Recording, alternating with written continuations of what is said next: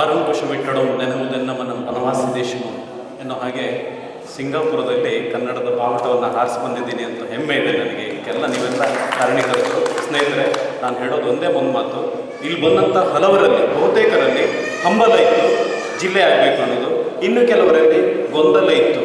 ಏನಂತಂದರೆ ಇದು ಕೇವಲ ಚುನಾವಣಾ ಪ್ರಚಾರದ ಸರ್ಕಾಗತ್ತೋ ಅನ್ನೋದೊಂದು ಗೊಂದಲ.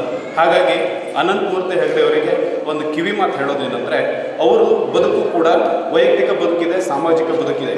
ಈ ಬದುಕಿನ ನಡುವೆ ಅವರು ಇನ್ಮೇಲೆ ಹೇಳಿಕೆಗಳನ್ನು ಕೊಡುವಾಗ ಅವರೊಬ್ಬ ನಮ್ಮ ಕದಂಬ ಕನ್ನಡ ಜಿಲ್ಲಾ ರಚನೆ ಮತ್ತು ವಿತರಕ್ಷಣಾ ಟ್ರಸ್ಟ್ನ ಮುಖ್ಯಸ್ಥರಾಗಿ ನಮ್ಮೆಲ್ಲರ ದನಿಯಾಗಿ ಅವರು ಹೇಳಿಕೆಗಳನ್ನು ಕೊಡ್ತಾರೆ.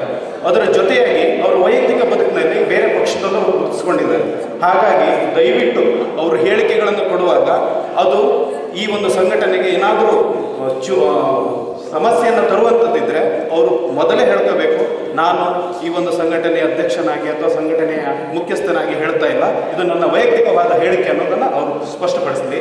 ಆಮೇಲೆ ಈ ಸಂಘಟನೆ ಕುರಿತಾಗಿ ಹೇಳುವಾಗ ನಾನು ಈ ಜಿಲ್ಲಾ ಸಂಘಟನೆಯ ಪ್ರಮುಖನಾಗಿ ಈ ಎಲ್ಲ ಸಂಘಟನೆಯ ಸಮಗ್ರರ ದನಿಯಾಗಿ ನಾನು ಹೇಳ್ತಾ ಇದ್ದೀನಿ ಅನ್ನೋದನ್ನು ಸ್ಪಷ್ಟಪಡಿಸಲಿ. ಯಾಕೆಂದರೆ ಎಲ್ಲ ಗಣ್ಯರು ಬಂದಿದ್ದಾರೆ, ನಾನು ತುಂಬ ಚಿಕ್ಕವನು. ಆ ಗಣ್ಯರ ದನಿ ನಿಮ್ಮ ದನಿಯಾಗಿ ಹೋಗುವಾಗ ಯಾರಿಗೂ ಮುಜುಗರ ಆಗಬಾರದು ಅನ್ನೋದು ನನ್ನ ಹಂಬಲ. ಹಾಗಾಗಿ ಕದಂಬ ಅನ್ನೋ ಹೆಸರು ಕೇಳಿದ ತಕ್ಷಣ ನಾನು ಓಡಿ ಬಂದಿದ್ದೀನಿ. ಅನಂತಕುಮಾರ್ ಹೆಗಡೆ ಅವರು ಕರೆದ್ರು ಅಂತ ಬಂದಿದ್ದಲ್ಲ. ಆ ಕದಂಬ ಅನ್ನೋದು ನಮ್ಮ ರಕ್ತದಲ್ಲೇ ಇದೆ. ಹಾಗಾಗಿ ಇದು ಜಿಲ್ಲೆ ಆಗಬೇಕು ಅನ್ನೋದು ನಮ್ಮೆಲ್ಲರ ಹಂಬಲ, ಅದಕ್ಕೆ ನಮ್ಮ ಬೆಂಬಲ ಇದೆ ಅಂತ ಹೇಳ್ತಾ ನಾನು ಮಾತನಾಡ್ತೀನಿ. ಕದಂಬ ರತ್ನಾಕರ್ ಅವರೊಟ್ಟಿಗೆ ಒಂದು ದೊಡ್ಡ ತಂಡ ಇದೆ. ವೀಕ್ಷಕ ಮಹಾಪ್ರಭುಗಳೇ, ನಮ್ಮ ಚಾನಲ್ ಅನ್ನು ಸಬ್ಸ್ಕ್ರೈಬ್ ಮಾಡಿ, ಶೇರ್ ಮಾಡಿ, ಪ್ರೋತ್ಸಾಹಿಸಿ.